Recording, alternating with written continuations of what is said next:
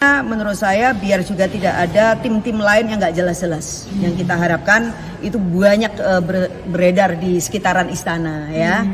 Sebisa mungkin kita harapkan dengan adanya Dewan Pertimbangan Agung ini, ya itulah tempat orang-orang bijak, orang-orang yang punya credibility, yang punya keahlian menjadi negarawan juga diposisikan dan memang ada tempatnya.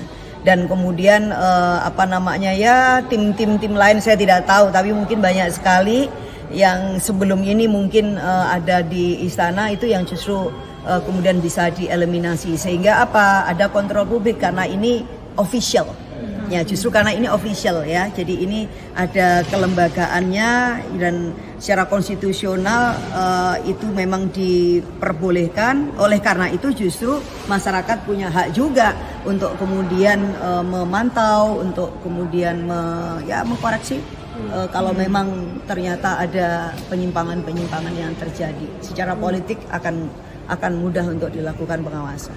Ini bakal istilahnya nggak ada limitasi gitu dengan alasan ini presidensial untuk menguatkan presiden ke depannya gitu supaya lebih leluasa. Nah ini sebetulnya Mbak apakah nggak takut gitu Mbak nanti ini bakal dianggap publik dicap gitu sebagai bagi-bagi jabatan gitu mungkin Mbak? Bisa saja, nggak apa-apa. Jadi publik menurut saya justru akan sangat bagus kalau kemudian bergerak menjadi active citizens ya, sehingga kontrol terhadap jalannya sebuah pemerintahan itu kan pertama bisa dari DPR, yang kedua adalah kuatnya masyarakat sipil gitu. Nah, ketika misalkan publik memberikan penilaian seperti itu dengan sendirinya pasti akan jadi pagar juga itu untuk presiden.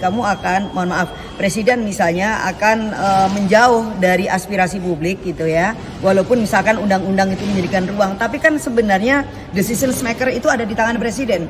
Dia mau gunakan ini dengan suka-suka, ya kan, dengan sewenang-wenang, atau semuanya tetap terukur sesuai kebutuhan gitu loh. Kalau misalnya kebutuhannya 20, kenapa harus 50 Mas?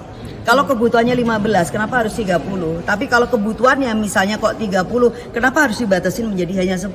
Nah, ini menurut saya the art of leadership juga ya, yang kita harapkan tentu dengan adanya undang-undang ini, satu sisi tidak kemudian membatasin presiden, tetapi tentu dengan kebijaksanaannya ini kemudian digunakan secara terukur.